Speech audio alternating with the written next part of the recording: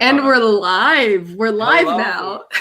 Hello to the one person who was waiting. Welcome to WAP Live. Welcome to WAP Live. We have some comments. Daniel said, so excited, even though haven't read this book. We're excited to have you here. And we're going to be talking a lot about a book you haven't read. Spoiler warning, I guess. Yeah, but like minor spoilers until we give major spoilers. You know, it's all over the place. Yeah, and you know what? This book is so long. I promise by the time you get around to reading it, you'll have forgotten the spoilers. I feel like I forgot what's happened in this book. I know, we read it earlier this year. I was checking my notes earlier today, and I was like, oh yeah, Andre exists. Okay, I'm glad you were in it too, because the back of the Barnes & Noble copy I have just goes into all about War and Peace has the greatest characters ever written, Andre. It's like, I guess. Also, the back of this spoiled all of Andre's story for me. Oh no. Like it was like Andre's blank, like all of like this, the greatest literary masterpiece.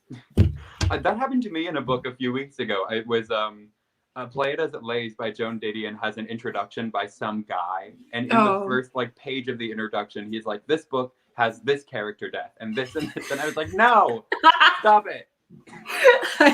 That's why I don't read the introductions. Dennis is here. Welcome, Dennis. Oh my goodness.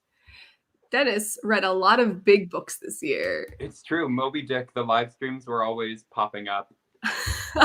I was always like working or something when you were playing video games for those, and I was so upset. I want to read Moby Dick another time.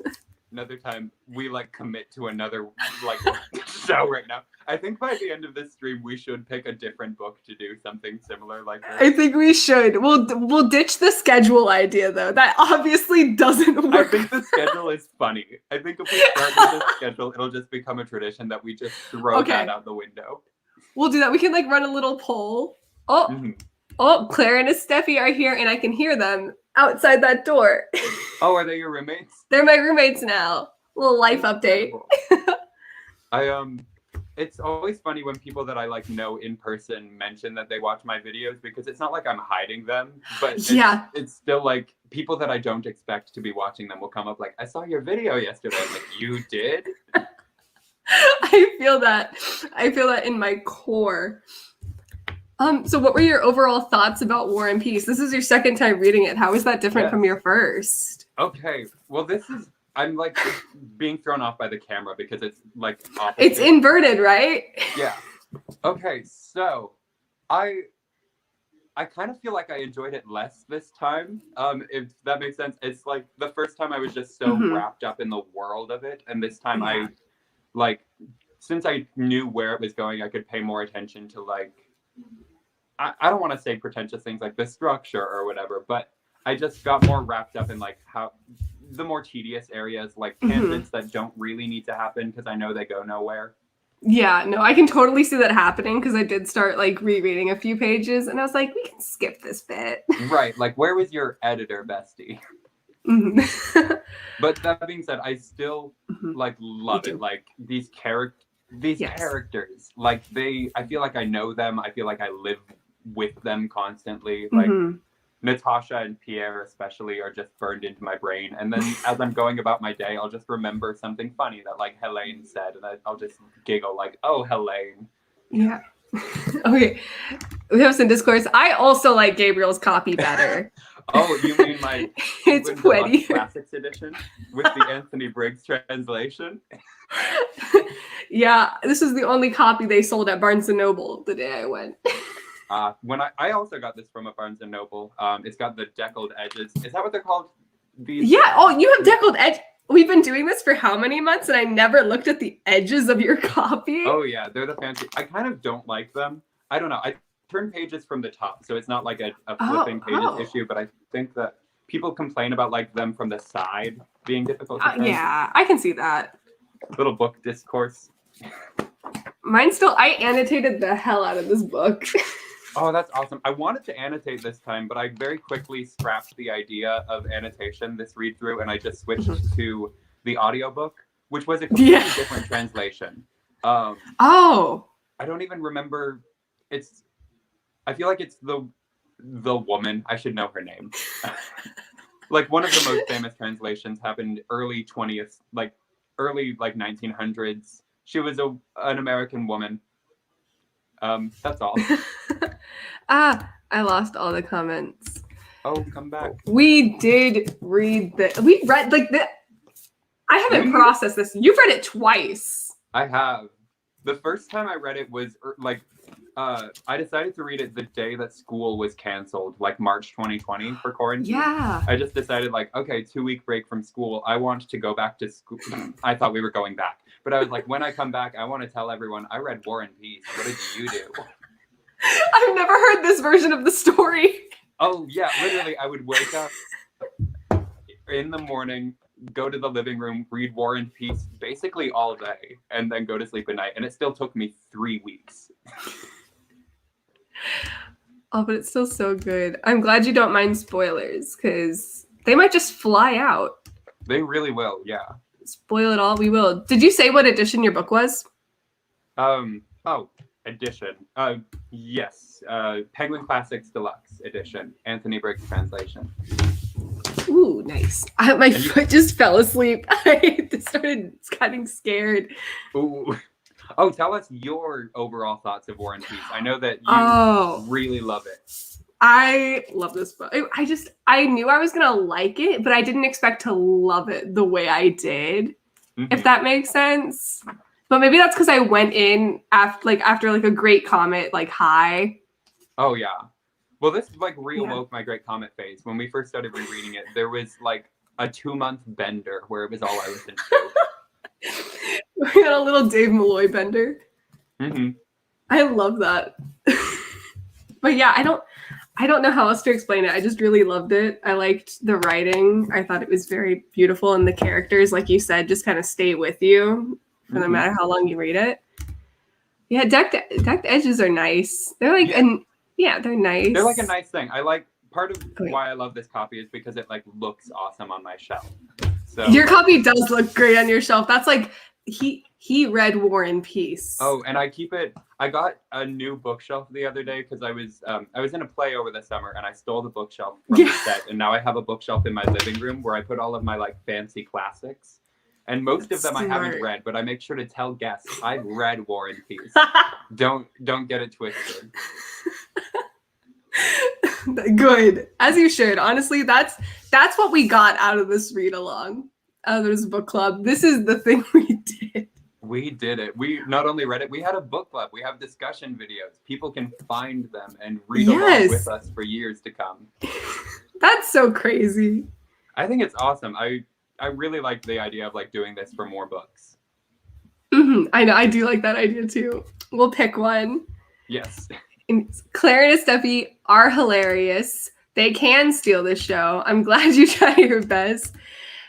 And no, I know you love Anna Karenina. That is on my list for sure. Ooh, I've been told Anna Karenina is like this, but without all of the war parts. So I know. Feel like I would like it more. Do we want to tackle another Tolstoy book? Is that what I'm hearing? Yeah, I know. Well, next year. Next year. Maybe next summer. Maybe it'll be a summer project. Don't tempt me. Okay. Oh, if you guys want to read Anna Karenina, summer project. Yes. You didn't just steal it. Club? Honestly, I would love a Tolstoy book club. Also, you didn't just do. I don't know. These two and then some short stories. I think that's the case because those are the only 2 Tolstoy books I know. Mm-hmm. If that makes sense. So we're gonna run out pretty quickly. We might want to question. Did you steal? You stole more than just the shelves, right? You stole a whole set. I stole the shelves and also a desk and a chair. Yeah, there it is. Yes, those are posted on my Twitter. I never link my Twitter under my videos, but I'll link your Twitter. Awesome. Gabe can't read at I guess on Twitter. I made that URL before I even knew about Katie Can't Read, our friend Katie. I thought that I was so original, a booktuber who can't read. Meanwhile, Katie has 1,000 subscribers, well-established audience. Oh yeah. Your tweets make my day though. If you guys aren't following him on Twitter, do it. Thank you. I live for comedy. I log onto Twitter. I'm what did Gabe tweet today? And like I try and brand myself as like a booktube Twitter account, but it's just like my little stand-up comedy routine. It's just you being sad about your day. Literally, I come on to complain. Oh. I was like, okay, Anna Karenina is soap opera and awesome. I watched also early quarantine, I watched the Keira Knightley movie. It was so weird. I remember nothing about it, but it was like done as like a play almost, like the different scenes. Yeah, like the set design and stuff. Yeah. I saw it, but I could not tell you anything that happened in it. No, I retained nothing. Ooh, please do. Honestly, no, I consider you an Anna Karenina expert. Ooh, wait, who is this? It's Noah from Everyone Who Reads It Must Converse. Ooh, awesome. And I know you love that movie, Claire. I know you do.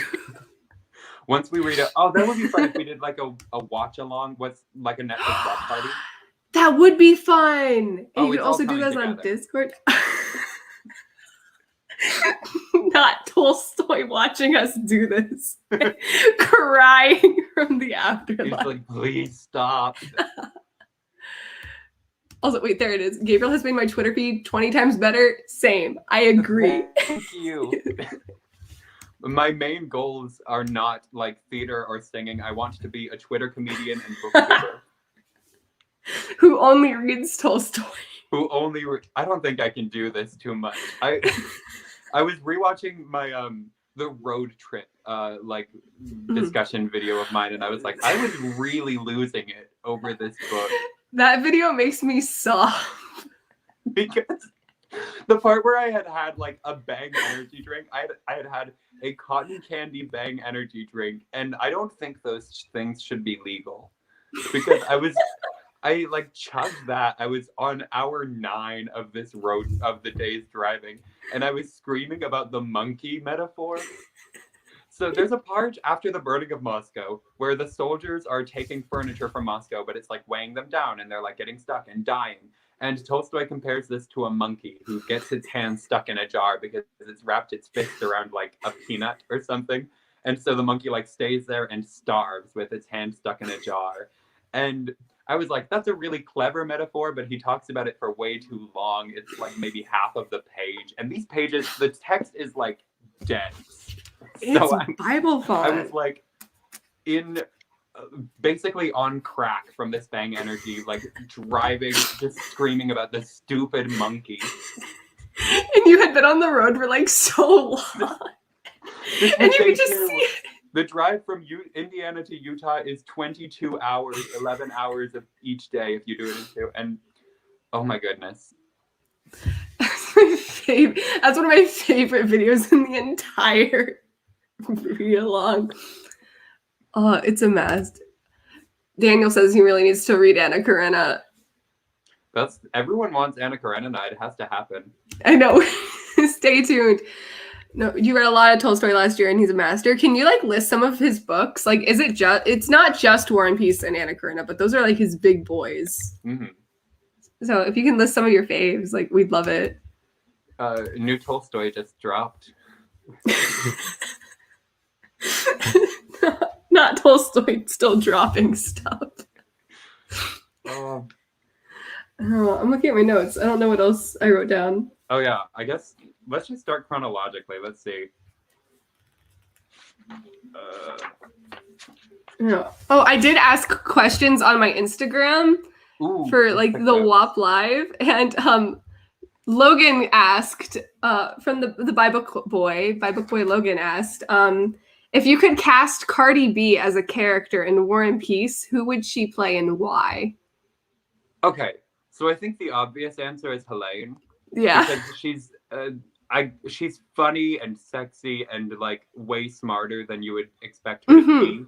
But I want to do like an insane casting choice. I know Helene is out of the way. I was thinking the same thing. I was like, Helene's the obvious choice, but how can we make this more fun? Like, what if Cardi B was like Sonia? Like,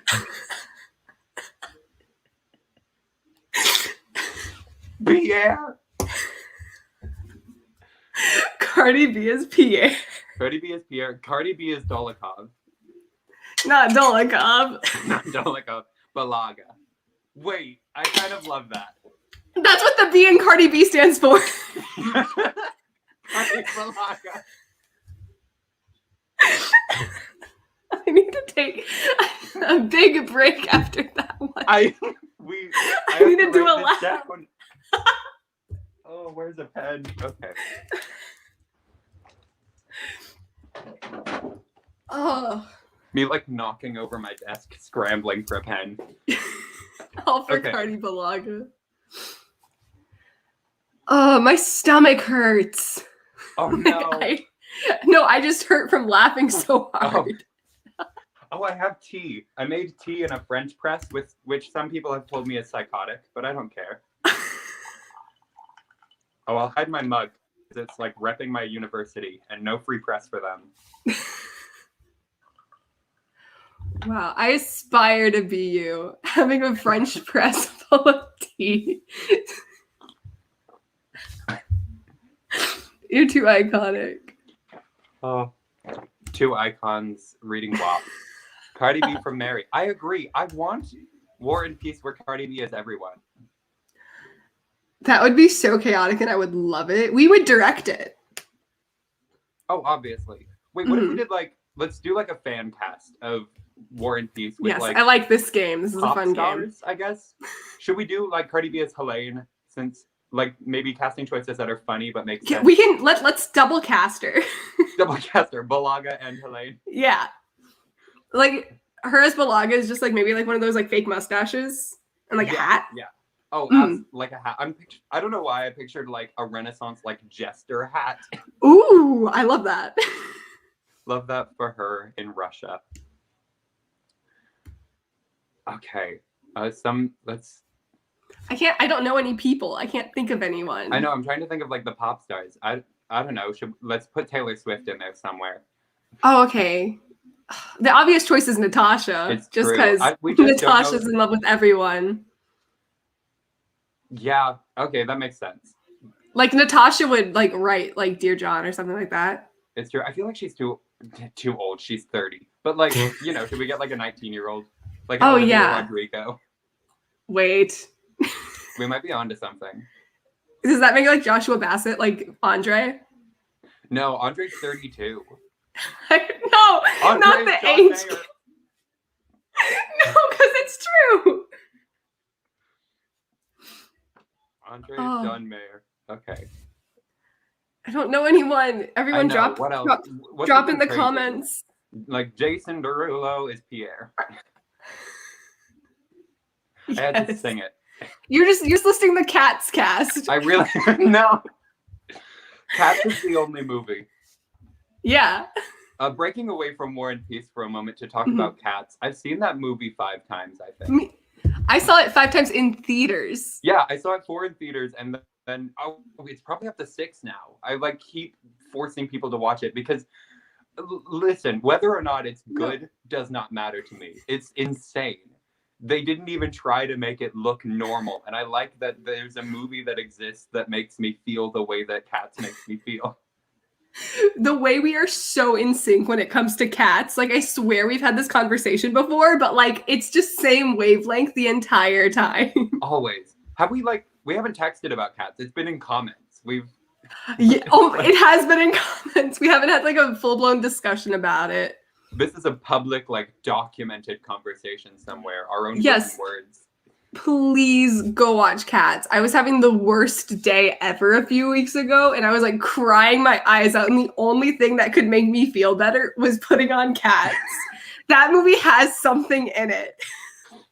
I think that's become Luca for me. I've watched Luca maybe 6 times. That movie's just really sweet. It's perfect. I think it's my favorite movie. War and Peace. Wait. Oh, but who's Anatole? Lana Del Rey, Frank Ocean, Harry Styles. Who should Harry Styles be?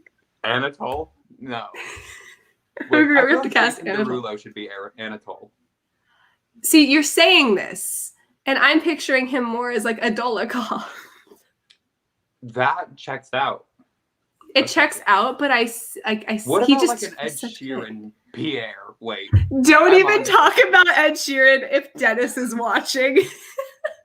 See, I'm not an Ed Sheeran fan, but I think he's got that like He's got kind that of like ugly soft boy thing going. yeah. No, Ed Sheeran as Pierre, I 1000% see where you're coming from, and I'm here for it. Excellent. I like the idea of Harry Styles in there somewhere. Like Nikolai. Thank you, Dennis. I want to like pin this up here forever. Oh, just take a here. I'll get a screenshot. My hand covering the camera. That's fine. Ed Sheeran needs to be stopped. Well, now he just got the lead in our movie. That's true. Nikolai is not the lead. I guess he kind of is for part of it. We could cast Harry Styles. I feel like Harry Styles gives off Nikolai energy. Yeah, he's like a Nikolai or a Boris. I forgot Boris existed. Boris is so irrelevant to me. Like, I just remember him proposing to Natasha and then like doing war stuff, and that's it. Literally. And who did he even marry? He married some lady. Some lady. Like some Eric. Yeah. Right, it was like some Eric. Eric. Not a rich girl. And the last time he's ever mentioned is in book 8 at the opera. Yeah, and like it was kind of awkward because like they were like engaged, and Natasha was like, "Oh, that was almost me." Mm-hmm. Oh, speaking of almost engagements, I'm thinking about. I'm sorry. So Alvin's Anatole. Okay, Simon's yeah. Pierre. Yes. Theodore is someone like is Petya. Can we do that? No, wait. Theodore does give off Petya vibes. Yeah. Oh my Yeah. god. And like, I can't. Was it the third?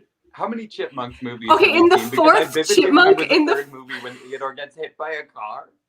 That's in the fourth one. He gets hit by a car, and we all think he dies. Like there's a very dramatic moment where the room is so silent. And I remember watching that in theaters, looking around, like surrounded by children. Like, did they just kill this dude?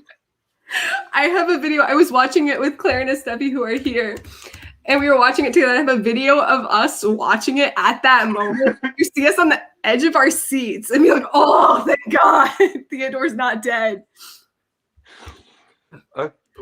We've got Alvin and the Chipmunks in there. Okay.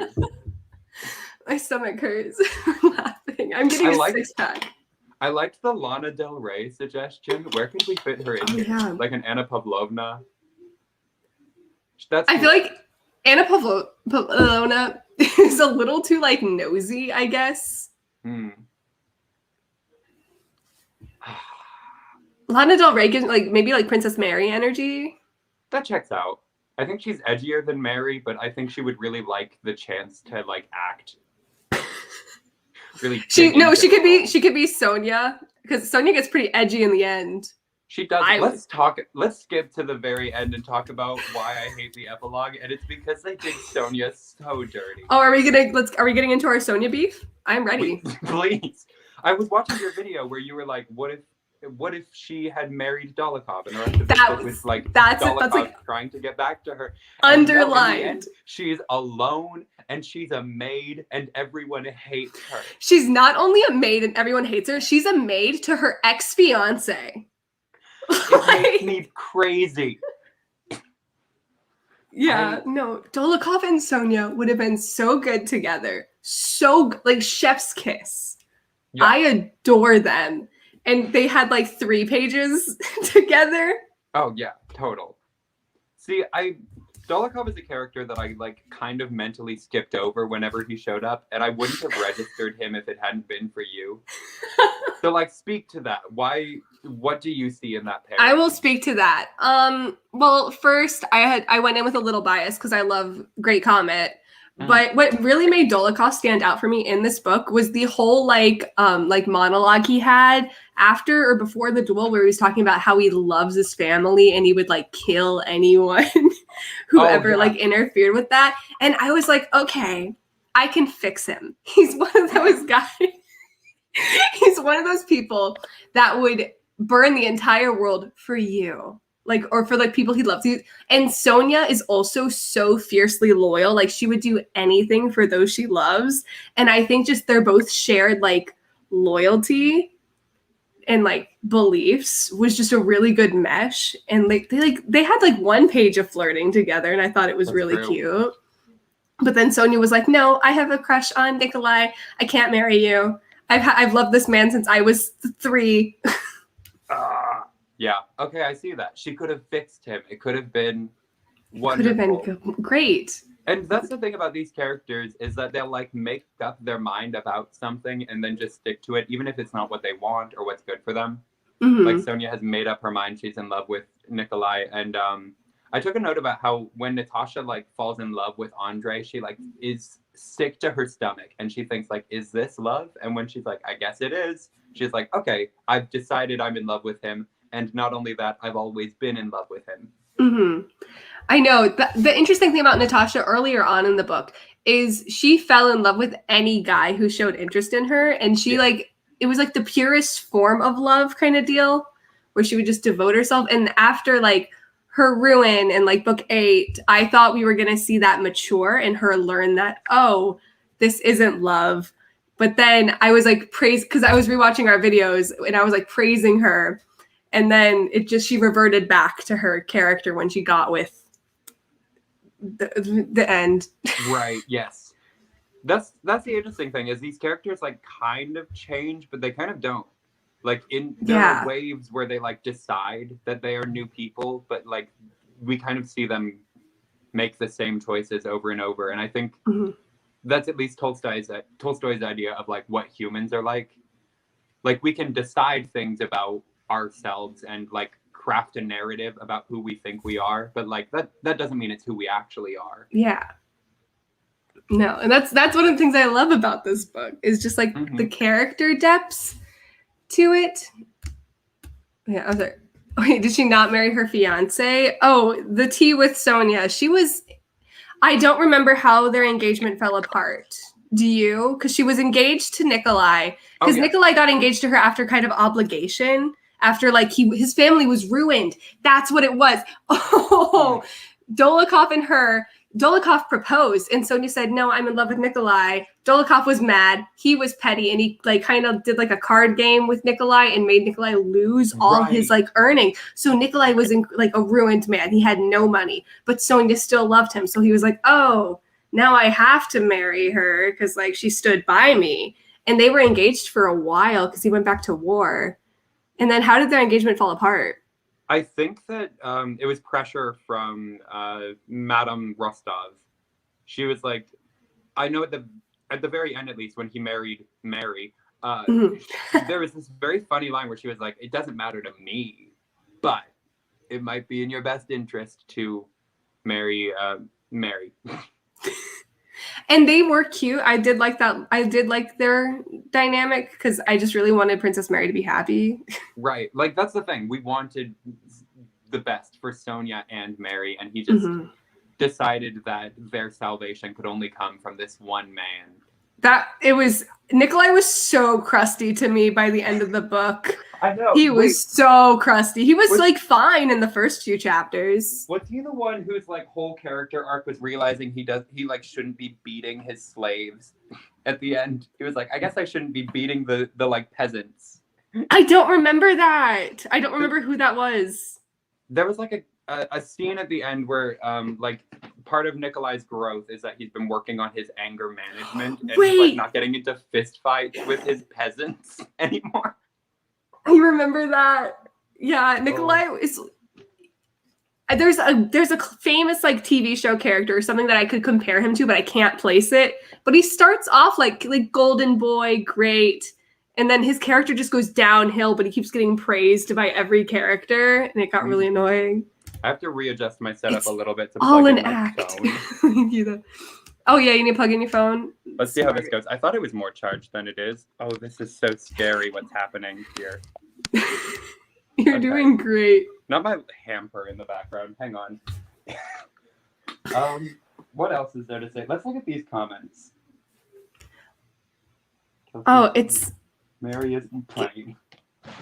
Wait, Mary, do we want to talk about how this book club turned into a Princess Mary fan club? It's true, and you don't get that when you watch Great Comet, like how awesome Mary is. She's just like, she's kind of ugly.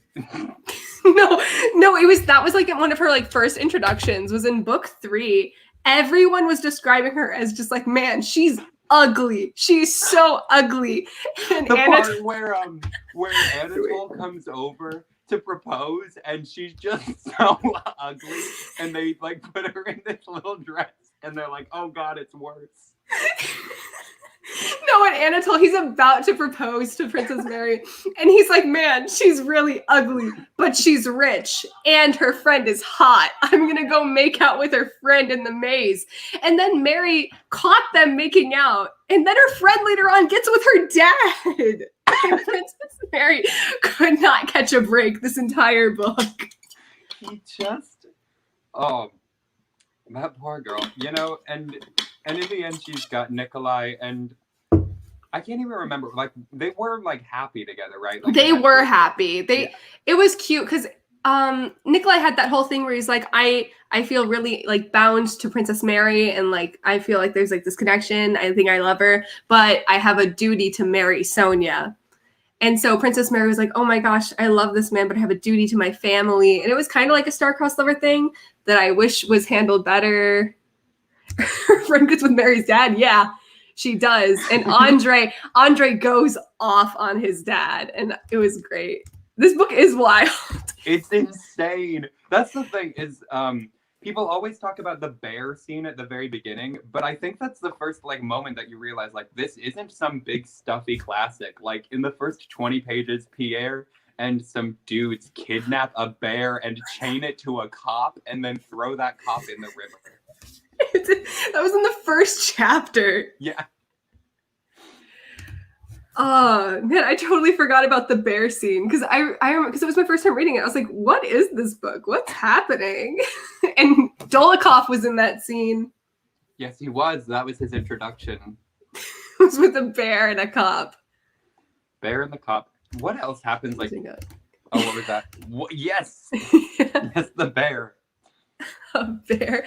Yeah, and like Pierre gets like arrested or like gets like warned, like because I remember like for being involved with the bear thing. This was in his partying days. Right. He wasn't rich yet. Everyone just hated him. He would just show up at parties and go on like loud, drunken political rants and then leave. Man, I love Pierre. I love him. Pierre, he was a new character every chapter though, because every chapter was like 10 years in the future. Like there was big time jumps between each thing. So Pierre went through a lot of character development each chapter. It's true because he was like on this constant quest to like find out, to like figure out who he is. Mm-hmm. And like that's kind of also his point with him, I think, is like you'll spend your entire life searching if you're like trying to create a story about like this is who I am and this is what I believe, because it's constantly changing. And so like Pierre just spends all of his life trying to figure that out. And then he tries to kill Napoleon. I loved his breakdown. That was like the full, I think that was kind of the peak of his quest where he was like, I am the main character. I am the chosen one, predestined by the stars to kill Napoleon.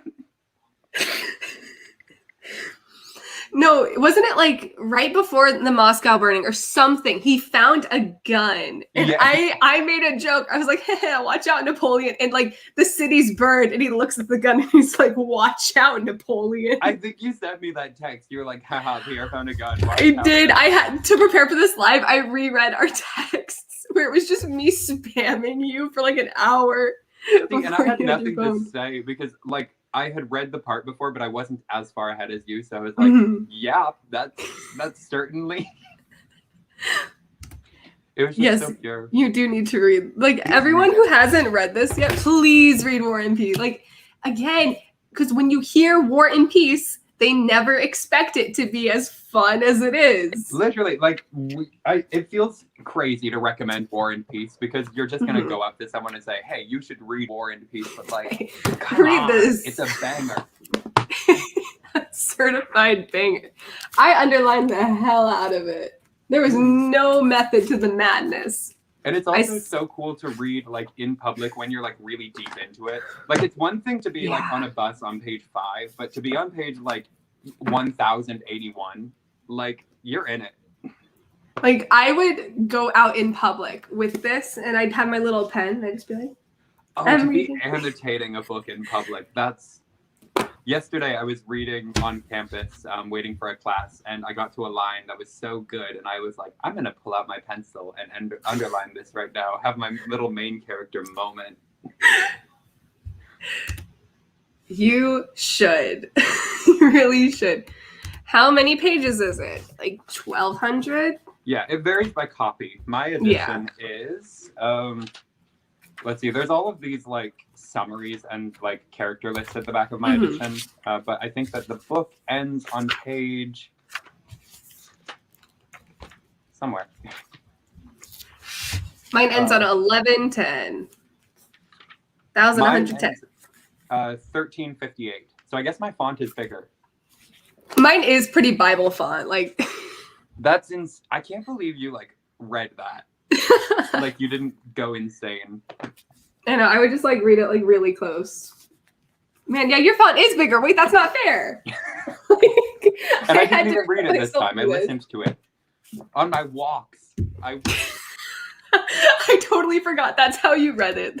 Whenever I was having just an insane day, I would be like, okay, I'm going to set aside 5 hours and I'm just going to walk as far as I can and listen to War and Peace. I would daydream. I'd be like, man, if I was where Gabriel is right now, I could open my window and see him strutting across the street to War and Peace. I was like, man, to be a pedestrian in the same time. There was like a tweet you made of like Arthur like walking like like this is Gabe.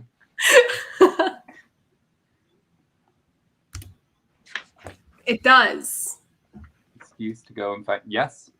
There's a local like rare bookshop in town that has this like 100-year-old like gold leather bound copy, and it's maybe $200. And I'm never gonna buy it, but I see it, and every day I like walk up and every time I'm at the shop, I like walk up and I'm like, hello, friend. Man, to own a really fancy copy of War and Peace. It's something that you can only justify if you've read it, which we have. And I think that like in the future, when we have our big libraries, people will see our big fancy copies and they'll be like, oh yeah, of course you got that. It's like, no, look at my annotations. I love that. It's just like, which we've read War and Peace, so we can do it. I'm going to have a copy of War and Peace in every room of my home. Us gatekeeping, buying copies of War and Peace. It's on brand. Like the fancy like leather bound versions are like copies that you're never gonna like read. Like you want a floppy paperback, I think, for this book. Yeah, a floppy paperback of War and Peace hits really good. I can never read this hardcover. Mm-hmm. I don't like hardcovers. What's your thought on that? Huh? I don't like hardcovers that much. What's your thought on that? I don't like hardcovers. A hot take. Yeah. I think that paperbacks are just perfect. I love to break the spines. I love how floppy they are. I think that a hardcover is just inconvenient physically. Like they look cool, but yeah, and they just don't feel good in your hands like a paperback does. Yes. Oh, it's just What kicks Gone with the Wind's ass all over the place. I agree. I haven't read Gone with the Wind, but I agree. Steffi only reads hardcover. Oh no, my internet. Oh no. Hello, am I back? Yeah, you're back. Oh my gosh, was it your internet or mine? It was mine. I think I'm still frozen on here. I got so scared. Like you can see the fear in my eyes. I'm glad you brought up, or somebody brought up Gone with the Wind, because that was actually my favorite book for a few years. Really? I think I have read it. Here's the thing about Gone with the Wind. It's so racist. Listen, it's very much a product of its time. It's so like not great. But it is also, unfortunately, one of the greatest books I've ever read. I think that like it does a lot of what War and Peace does like really well. And in some ways, I think better. I think it's better edited. At least, and like it streamlines the story really well.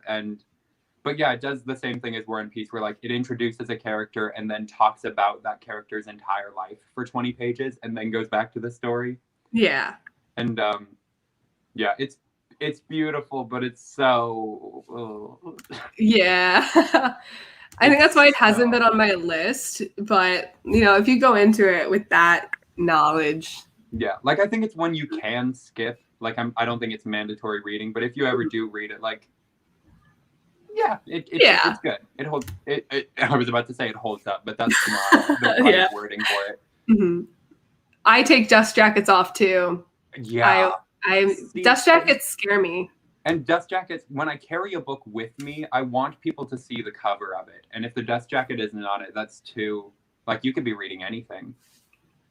Anything.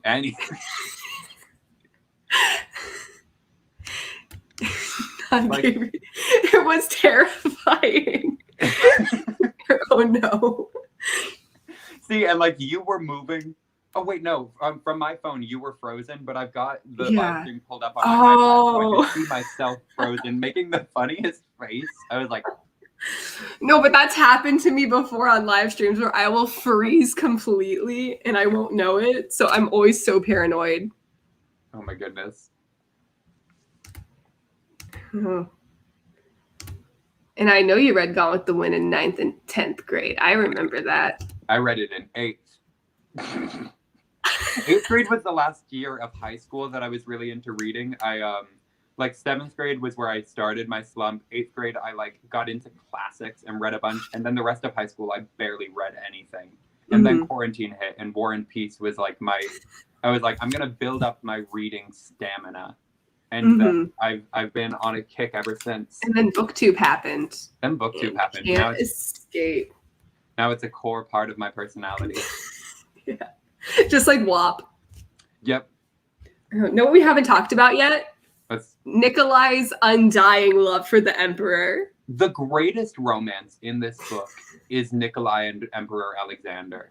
It's the passion with which he speaks about the Emperor. It's like so pure and like the depth of it. It's insane. No, it really is. Like it's one of the greatest love stories ever told. I love it when they pine for each other. And you remember when Nikolai like saw like Emperor Alexander like on the battlefield like standing alone, and Nikolai was like, I should go talk to him. No, I can't. I'm too embarrassed. I'm shy. And I just love that like seeing him fills him with like passion. Like he's like, I would do anything, not for my country, but for you. For Alexander, I will personally kill Napoleon. No, there was a scene where he was about to like kill someone or challenge someone to a duel, and Nikolai was like, no, Alexander wouldn't want that. I loved what you said earlier about mutual pining, because I think it's funny to imagine Alexander like sees this like soldier, like, who is that? There has to be a fan fiction of that, right? If there's not, we're making one. Like, I feel like we've been joking about it, but we need to follow through. We make a video, like, writing. Next collab. I can't. I'll FaceTime you and screen record it. Yeah. Yeah, one time on the Bible Club, Logan froze completely and I had to kick him out. It was just, I was crying the whole time. Oh, I still need to like read a by book club book with you guys. I'm like so awful at like reading a book when I'm supposed to. Me too. I haven't read August's by book club book yet, and it's almost September. Oh, wait, what's the book? Radio Silence by Alice Oseman. I read that one. Okay, I'll watch the stream. Oh, cool. There we go. Not a by book club plug. Have you read it before? No, I haven't. I've read Loveless and Heartstopper, but I haven't read Radio Silence. Nice. I need to read Loveless. It sounds awesome. It's good. It's fun to pick like it's Katie's favorite book. Right. And it's so funny when you like compare the two, because Katie's like convinced Alice Oseman was just following her around with a notepad and like the bushes. Oh, that's how I feel about Ari and Dante. Like I've never read a book where I'm like, he shouldn't know that much about me. That's on my shelf. I'll read that next. Have you not read it? I haven't. It's been on my shelf since like high school. Oh, I'm not sure what it'll be like I the agree. experience reading it out of high school for the first time, but Yeah. like I read it 3 times. It's like Oh, so up there for me. You know, I'm excited to read it. We'll do the Tolstoy spinoff. Don't worry. Gabe can speaking skip of last. spin-offs, I took a note about how I really want there to be like a Dave Malloy musical about Helene's like love triangle while she's married to Pierre. Yeah, wait, who was that with again? Because I It was remember her just, like, different. some guys who proposed Wait, to her yeah. while she was married, and she had like spun the story so well that nobody was worried about her already being a married woman. They were like, which one's she gonna pick? That was so funny. Just no one thought about that as a scandal. They were just so like immersed in her life. She's like, I don't know, who are those like social media influencers who are famous for being scammers and just like lying? I don't know. I don't know. Us. What are we lying about? We lie about reading. We lie about the schedule. We haven't read War and Peace. We're making this stuff up. Could you imagine? I would love that. Like somebody jumps onto a discussion video and we're just making blatant lies about the book. Honestly, we probably could with this book. With the amount of crazy stuff. Like, there's not a bear. What are you guys going to do? Read it and find out? What are you going to do? Read it. That's literally the goal. That would probably get some people to read it, though. Okay, Dave Malloy musical, Cardi B as Helene. Dave. Hello? Dave-o, hey. Don't you dare lie about the bear. Oh, the bear is... The bear is real. Don't worry. It's so important to me. I want Dave Malloy. I picked Malloy. up my copy, I'm going to find it in here. I know, I could not find it unless I underlined it. I know, I would have to like read this again and put in like tabs. I have tabs, but it's marking the last few chapters and Great Comet. Of course. See, if I read this again, it's going to have to be 10 years from now. Oh, yeah, that's fair.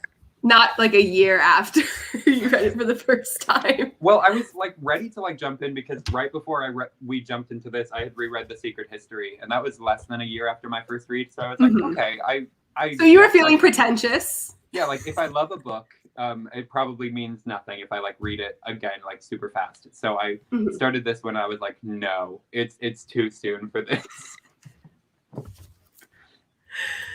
Going back to the Dave Malloy thing, I wanted Dave to just write songs for every single chapter in this entire book. It should be his like life journey, like his quest. Yeah. It would take him forever. I don't know how long it took him to write Great Comet, but I would guess like the timeline for a musical is usually 5 to 10 years. Yeah. I have the Great Comet book, but I haven't finished reading it, so I couldn't tell you. What else is he working on? I went through Moby like Dick. a deep Ghost Quartet phase too earlier this year. That's so understandable. I went through a Ghost Quartet phase, and my dad hates Ghost Quartet because I played it for him in the car, and he was like, "This is torture," and I'm like, "No, it's a bop." Last year I was hanging out with some people in like a dorm, and we were all showing each other music, and they're all like cool music kids, so they had like awesome like pretentious stuff to and I mean mine is also awesome and pretentious, but I'm a theater kid, so I put on like these weren't theater kids. No, these are like classical musicians. You played them Ghost Quartet. I did. I put Which on song? What's the first song? Like, okay, that one's understandable. Like it's a banger. It's a banger. And all of my friends are cellists, and I was like, listen to the cello part, and they were like, what on earth? Not you showing this to cello. Well, that's the funny thing about the program I'm in is because it's like a classical voice program. All of the people I know are like hardcore classical musicians. Meanwhile, I'm just the crazy like theater kid who ended up here. You said that, and I'm like, Pierre when he joins the military. The only battle scene I like is the one that Pierre is there for, and it's because he's not in the military. He's just wandering around. Like, who let this man on the field? Is it like Borodino or whatever? I don't remember. Yeah, who's to say? You guys make me want to read more classics now. Good, you that's the goal. should. That was the goal. So silly and goofy and fun. Mhm. Don't, if classics become boring when you make them boring, but when you engage with them like we do, where we're like, Nikolai is in love with the Tsar and Pierre is my bestie, like, it's so fun. No, the discussion videos that we did for this book are really fun. Hmm. No, we weren't talking about the little cartoon Ghost Quartet. We're talking about the Dave Malloy musical Ghost Quartet. What's the cartoon? It's like the ooh, where it's like, Oh, yeah, you know it. yes. I'm looking at my notes and I saw the name Andre again, and I was like, who? I took a note earlier about how I skipped over a lot of Andre's stuff in my mind because he's just so annoying to me. Kind of annoying. I just think that like his particular like depressive spirals are like irritating, whereas Pierre's are funny.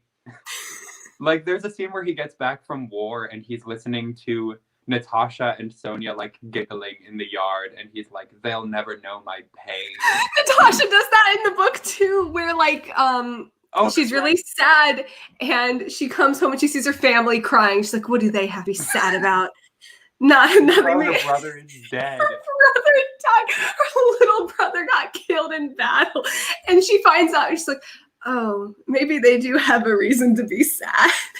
See, and maybe Natasha's love for Andre was like maybe they were meant for each other in that sense. Like they're just so. No, I talk about that all the time, is how Pierre and Natasha are really like made for each other, in that they both kind of, I go into it in my discussions. I don't remember my wording, but they both have just like the same outlook on life. Mm-hmm. And I thought that was really cute. Oh, the thing about Natasha, I love her, and I kind of love that she doesn't change, because throughout the book we just see how well she changes in the epilogue, but we'll get to that. We'll get to that in a minute, because we're on Natasha right now. Yeah, we'll see how like that like thing about how she decides to like love somebody and like she wants to like fall in love with everyone who's nice to her. It's like this like main thing about her is that she has all of this love that she wants to give to the world. And sometimes it manifests really messily and she projects it onto the wrong people. But like, there's that scene where she's helping the family like pack and she's throwing all the furniture off so that they can save the soldiers. And I was like, this is what's awesome about this trait about her. Like she like wants to share her love with humanity, and it comes through sometimes in really great ways and sometimes in really dramatic and funny ways. Yeah. Speaking of Natasha just being funny, she's so nosy. Like that was one of my favorite things. She does it like 3 times in the book, where she's like, okay, I won't tell anyone. And then she bolts to the other room. She's like, guess what? There's literally a line where she's like, I promise to keep this a secret. And and it's like, Natasha then went into the next room to tell Sonia. No, Tolstoy has really good comedic timing. I'll give him that. Oh, he's hilarious. I'll give him so much. He like I talk about the structure of this book being a mess like it's not a masterpiece. Yeah, like it's not like a novel. It's kind of just Tolstoy writing his thoughts and then adding a little bit of story to it. Because there are a lot of musings in this book where he just goes on like philosophical tangents. And I was really trying to like hype myself into them. Like I was trying to get hyped. I was like, yeah, let's talk about the Gallic War. Yep. And I think that like that like messy aspect of it just being like a thing that goes in all different directions, like it's definitely intentional. Like it fits with his like ending idea that like there's no way to force a narrative onto real life because it's just like a million things happening at once, and you can say whatever, but it's not like clean and it's not satisfying. And so maybe this book also being like messy and in some ways unsatisfying just plays into that. It's like it is an intentional choice. It just ends up being a more difficult reading experience. I feel like the second epilogue can be skipped. I hate it. The first epilogue is fine. The first epilogue it doesn't ruin. It just makes me mad because like we get that they're gonna grow up and get married, but we don't have to see them married and unhappy. Yeah. And that's the thing about Natasha is that like she doesn't change until she's like a mother and gives up all of her like passions and joys. I know. I was kind of like when I first read it, I was trying to like reason with it in my head because I was like, oh, she's like a character who's like given everything to every person she loves. Like she puts her whole entire being into them. So it would only make sense that if she had kids, she would put all of herself into the kids. But I didn't like how Pierre only saw her as like a mother. Oh, and the epilogue ruined Pierre for me. Just that I scene where don't. she's like begging him to care about their ailing child, and he's like, "You're just a silly woman, and this means nothing to me." Yeah. Tolstoy and women. Tolstoy It's and so women. mixed. It's so mixed. That's why I'm interested to see what he does in Anna Karenina, because that's about a woman. It is. Why 2? Epilogue 2 doesn't focus on the characters. It's just Tolstoy saying what's in his brain. And he said it all before.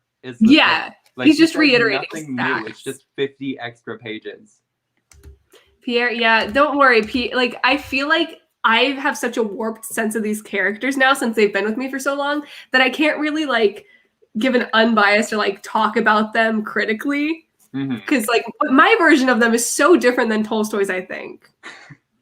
Because like when we talk about the women rep, I'm like, they're fine, but then the way they treat Helene is a little rough.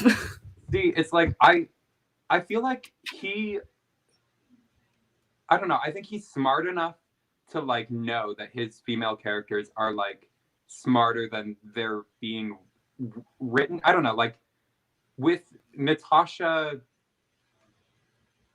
I don't know, like with Helene especially, like reading that treatment of her feels rough. But at the same time, it's like, how much of this is Pierre thinking that all women are like silly, and how much of it is Tolstoy thinking that Helene is silly? Because like, I think through Helene's like actions and words alone, she's like really smart, and it's clear. Yeah, no, that's the thing with this book, because the words and actions of the female characters make sense and are like they are smart and they're their own characters, but then they get described by the narrative and like the author, like that stuff I don't count. So if you look at them just by what they're doing, they're like good characters. They're like, but yeah. Yeah, it's like a lot of really great characters. It's just a really strange framing of them. They don't do anything to, I think just Pierre undermines her a lot. Like a lot of society undermines her when really she's a smart woman who knows what she wants. And like, I don't know. I think, yeah. Well, I mean, they do also kill her, so that's that is what. Yeah, they do in a botched abortion. That's how they kill her. See, and that's so awful to me, because the only reason she dies is so that Pierre can like get with Natasha. I texted you as soon as that happened. I was like, Tolstoy's really saying that like gotta kill off any potential love interest for Pierre and Natasha so they can get together. That was unfortunate. So yeah, it's like a mixed bag. Like it's not a deal breaker, but it's not ideal. And Anna Karenina is so damn good, possibly better, definitely more fun than WAP. I've heard that from a lot of people. I think Anna Karenina what's like a funny way that we could like call that readathon? Nothing will ever top WAP. I know, the WAP readathon. I don't know. I think it'll come to us. It'll come to us like we have until summer 2022. Yeah, we'll watch Cats together and it'll come. Yeah. I know. Oh, I'm trying to see if there's any other like character we didn't talk about that we like. I think we talked about every character I wrote down. All the important ones. Well, that's dangerous to say, but all the important ones to us usually last. We're pushing an hour. I know. We usually stop around like an hour. But if anyone has anything else they want to know about WAP, just shout it out now. Hold your peace. Hold your peace. Your War and Peace. Oh, this was really fun. I loved reading War and Peace with you. I loved reading War and Peace with. This was so successful. Like when we were in the middle of it, I know we didn't stick to the schedule, but when we were in the middle, I was like, these videos that I'm making are a mess. I'm gonna be a disaster on the live stream, but like this has been such a fun like hour. And like watching our videos back, I was like, these hold up. We've made a really cool playlist for people to visit in the future. They do hold up, because when we were making them at the time, I was like, oh, this isn't gonna hold up, but no, they hold up. Yeah, so if any of you in the comments want to read War and Peace for the first time, our videos are still there for you, and we encourage you to like watch them as you read along, because yeah, I think they're a really fun tool to like make this book less intimidating. I know, for real. Like, I think we did a really like good, fun job of making War and Peace interactive. Read one more out of context scene to get me to read it. What's it? It's an out of context moment. I'm trying to think of something with Anatole, just because he was a little crazy. That's true. The only like moments I can think of are like the pretty writing that I underlined. Yeah. I don't know. What's the? I'm gonna flip to a random page.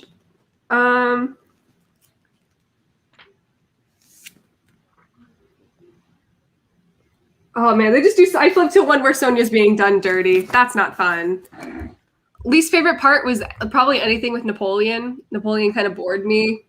I underlined this section about Pierre. Let's see. When he came back in, Pierre was sitting in the same place with his hands clasped around his head. His face was a picture of anguish. He was really going through it at that moment. Pierre's just going through it this entire book. He was really going through it, you know? Does the bear get a happy ending? No.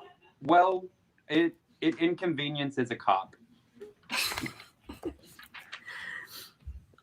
Oh, what other classics would you want to read? I've had this copy of Ulysses like staring at me for a long time. I know that one's like it's supposed to be really hard to read, but I also like people who have read it like really feel like they've accomplished something, and they have like a holiday every April where they like dress up as the characters and walk around with copies of the book. Whoa, I did not know there was a whole like fan culture. Yeah, there's like a whole like Ulysses community, and I don't think that many of them like it. They're just proud that they finished it. Good for the bear, ACAB. Oh, Noah's read it all. Ulysses is awesome. Oh, perfect. Oh, it's a whole thing. I did not know about this at all. Do you have any others? Moby Dick's up there for me, but that's because Dave Malloy has a musical for it. So that's right. I've heard it was. I know somebody who went to it and hated it. They said it was like the worst thing they'd ever seen. Well, the version they went to was probably like the almost 4-hour version. Okay. So like Dave went hardcore. I think that's a book. He has a song for every chapter. Oh, incredible. That's probably not true, but I'm just exaggerating. The most recent production that like happened right before shutdown, there was a girl from my hometown in it, from Ogden, Utah, who was in a Dave Malloy show, and I want to know her. That's the dream. Have I done anything relating to theater? Not recently, but I'll be Dave. Dave, I wonder. Here's my resume. He finds people, because the cast of Great Comet was so random, but like, also they're all like amazing. But where did he find them? He saw them walking on the street listening to War and Peace audiobooks. That's the dream. Listen, I know I'm not a Pierre type, but I would murder. That's all. I don't know what to do from there. The way you didn't finish that sentence. I'm not a Pierre type, but I would murder. I would murder to play that part. That's how I finished the sentence. I've also owned Les Mis for about 7 years, and I have not read it. I think I got rid of my copy because I hated the edition that I had. Oh, you know what I need to read? The Man of La Mancha, or like Don Quixote. Don Quixote. I do need to read that. I said the musical name, The Man of La Mancha, but that big book takes place over one day. Right. It's like it's a retelling of the Odyssey set in like Dublin, I think. Oh, but you've read the Odyssey more than once, right? Like I've only read it once. I'm just like very into it. I like will reread certain parts of it. Then that's it. Yes, and I keep like. I've heard that about this book. That's definitely on my list. Mm-hmm. And I own 2 copies, one in English and one in Spanish. My Spanish is not good enough for me to read it, but I think if I like do one side by side, that might be a fun thing. Good. Everyone sub to Gabe. Thank you. And everyone's subbed to Kel. This is your channel. They're all subbed to you. If you're not subbed to me, what are you doing here? Did you want to read War and Peace? Oh, this has been so fun. We need to do this again. This was excellent. We've never spoken before. I was like, what's our Wait, no way we haven't spoken? I don't think we've talked. That's great because I feel like I've known you forever, and I feel like we've gone out for like dinner. Like this, we had an immediate rapport, like from each other's videos and texting. Like, yeah, just talking to each other. This felt so natural.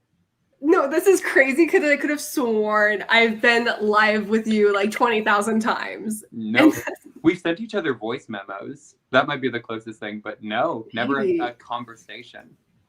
We need to do this more. We should. We just witnessed a first date. Do you want the second date to be cats? I don't know. When I read Radio Silence, what if? No, that's your book club. Oh, read Ari. That would be plan fun. something. We'll plan something.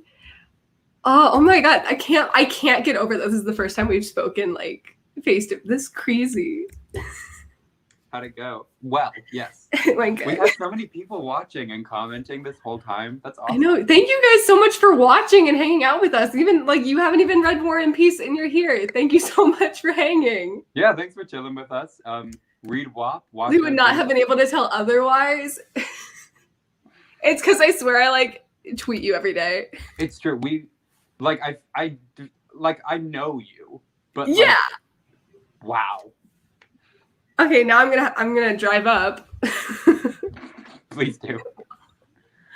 I'll wait until I see. Yes, not. Have you seen The Witcher?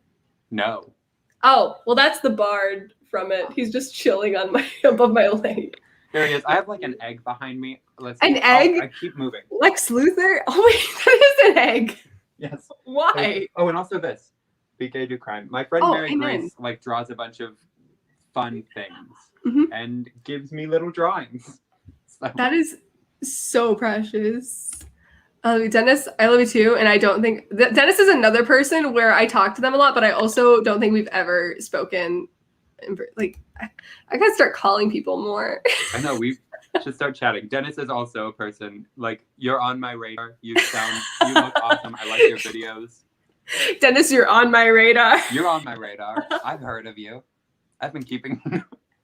Oh, thank you so much, Noah, for joining. Lex Luthor. Yeah, I've never spoken to a Steffi either. I don't know who she is. Dennis, watch out. All right. Watch out. That's a threat. It is.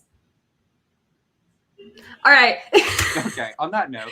Yeah, on that note, this was so much fun. Thank you so much for joining the WAP Book Club. The WAP-a-thon, WAP Live. The WAP-a-thon, the WAP Live. Go subscribe to Gabriel. Follow him on Twitter if you're not already. Do it. I don't know what you're doing. Do you have any final thoughts? I don't know. I think I'm just very excited for Anna Karenina. Right? No, it's gonna happen. We're gonna do Anna Karenina. It's gonna be so good. All right. Well, I'm gonna end the live, but thank you guys so much for joining. All right. Bye.